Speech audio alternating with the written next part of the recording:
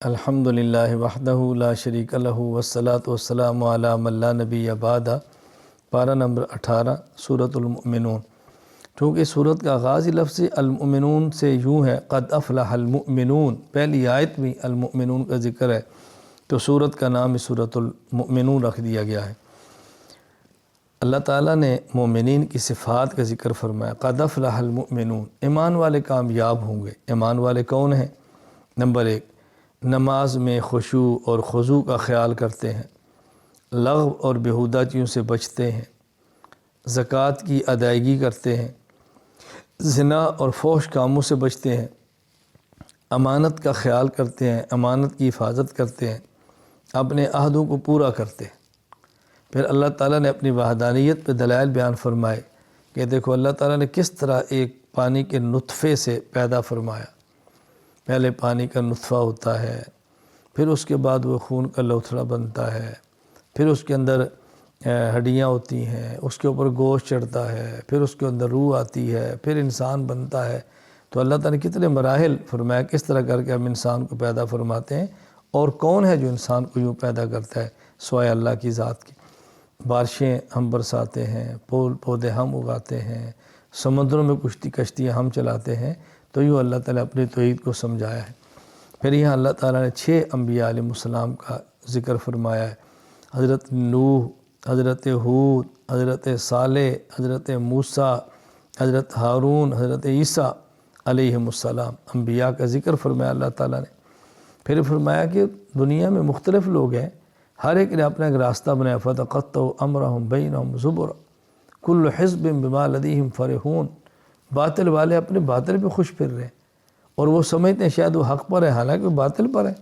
تو مختلف یہاں فرقے بٹے پڑے ہیں، باطل والے نے راستے بنائے ہیں، تو ہمیں سمجھایا گیا کہ تم الگ راستہ اختیار نہ کرو، قرآن کریم کا راستہ اختیار کرو، سنت کا راستہ اختیار کرو، پیغمبر والا راستہ اختیار سے بہت زیادہ خیال کرنا چاہیے۔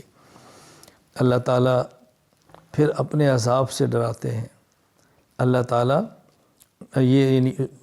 اللہ تعالیٰ مومنین کے بارے میں فرماتے ہیں کہ ان کی صفات ہیں، اللہ کے عذاب سے ڈرتے ہیں، آیات پر ایمان رکھتے ہیں، ہر عمل اللہ کی رضا کے لیے کرتے ہیں۔ اچھا، پھر نیک عمل کرتے ہیں اور ساتھ ڈرتے بھی ہیں۔ نیک عمل کیے اور ڈرتے ہیں، پتہ نہیں قبول ہوگا، پتہ نہیں قبول نہیں ہوگا، اس کا بہت زیادہ خیال کرتے ہیں۔ اور سرکشوں کو یہ بات سمجھائیے کہ یہ لوگ نہ عقل کا خیال کرتے ہیں، نہ علم کا خیال کرتے ہیں، ضد، اناد، سرکشی کرتے ہیں، اپنے حق کو خواہشات کے مطابق رکھنا چاہتے ہیں۔ بھلا یہ کیسے ہو سکتا ہے کہ حق تمہاری خواہش کے مطابق ہو جائے؟ ایسا نہیں ہو سکتا۔ آخر میں اللہ تعالیٰ فرماتے ہیں دیکھو بعض اشقیاء ہیں اور بعض نیک بخت ہیں، بدبختی سے نکلو اور نیک بختوں کے اندر شامل ہونے کی کوشش کرو، اور یقین بنا لو افحسبتم انما خلقناکم عبثا، تم کیا سمجھتے ہو کہ تمہیں فضول پیدا کیا ہے؟ کوئی تمہاری پیدائش کا مقصد نہیں ہے؟ ہرگز ایسی بات نہیں ہے۔ پیدائش کا مقصد ہے اللہ کی عبادت، تم اس کے لیے پیدا کیا ہے، لہذا اپنے آپ کو اللہ تعالیٰ کی عبادت کے اندر تم لگائے رکھو۔ سورۃ النور، اللہ تعالیٰ نے اس آیت میں چونکہ نور کا ذکر فرمایا، اللہ نور السماوات والارض، اپنے نور کو، تو سورت کا نام ہی سورۃ النور ہے۔ یہاں پہلے تو مسئلہ بیان فرمایا ہے کہ ایک شخص زنا کرتا ہے اور کنوارا ہے، اس کی سزا کوڑے ہے، اور اگر کوئی شخص زنا کرتا ہے اور شادی شدہ ہے، اس کی سزا رجم ہے۔ وہ اس آیت کے اندر نہیں ہے، احادیث کے اندر ہے اور امت کا اجماع ہے۔ پھر یہاں بیان فرمایا کہ شخص تہمت لگاتا ہے تو اس کی سزا کوڑے ہیں، اور لعان کا حکم بیان فرمایا، خامن اپنی بیوی پر الزام لگاتا ہے کہ میں نے اس کی حالت کے اندر دیکھا جا رہا ہے، وہاں گواہ تو ہوں گے نہیں، تو لعان ہے، یعنی خامن نے قسمیں اٹھانی ہے، بیوی نے قسمیں اٹھانی ہے، تو اس کے بعد ان دونوں میں جدائی کرنی ہے۔ حکم لعان کا حکم بیان فرمایا۔ پھر بہتان لگانے والا حکم بیان کیا، جو بہتان لگاتا ہے اس کی سزا کیا ہے۔ تو یوں اللہ تعالیٰ نے ان احکام کو بیان فرمایا ہے۔ حضرت ام المؤمنین عائشہ رضی اللہ تعالیٰ عنہا پر جو منافقین مدینہ نے الزام لگایا تھا، ان کی صفائی میں اللہ تعالیٰ نے 2 رکوع نازل فرمائے ہیں، طہارت بیان فرمائی ہے، نزاہت بیان فرمائی ہے۔ تو یہ چیزیں اللہ کریم نے یہاں تفصیل کے ساتھ بیان فرمائی ہیں۔ پھر اللہ تعالیٰ نے مومن کے دل میں جو نور ہے اس کو کیسے سمجھایا، اللہ تعالیٰ نے اپنے نور کو کیسے سمجھایا۔ اللہ نور السماوات والارض مثل نوری کمشکات فیہا مصباح المصباح فی زجاجہ، کہ یوں سمجھو کہ جیسے ایک تاخچہ ہے، اس تاخچے کے اندر ایک چراغ ہے اور اس چراغ کے اندر تیل زیتون کا ہے، صاف اور شفاف، ایسے آگ قریب گئی نہیں اور پکڑی نہیں۔ تو یوں مومن کا ایمان بھی ایسے چمکدار ہوتا ہے، حق کو بڑی جلدی قبول کرتا ہے اور حق پہ عمل کے لیے تیار رہتا ہے مومن، اس نور ایمانی کی وجہ سے۔ اللہ تعالیٰ نے بہت پیاری مثال دے کر سمجھائی ہے۔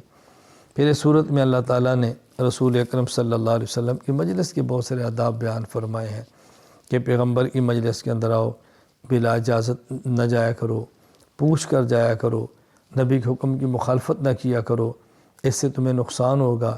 پھر پیغمبر کا آپ پاک کو حکم دیا، اگر آپ سے اجازت لیتے ہیں، کوئی جانا چاہتا ہے، آپ ان کا عذر قبول فرمائیں اور آپ ان کو جانے دیجئے۔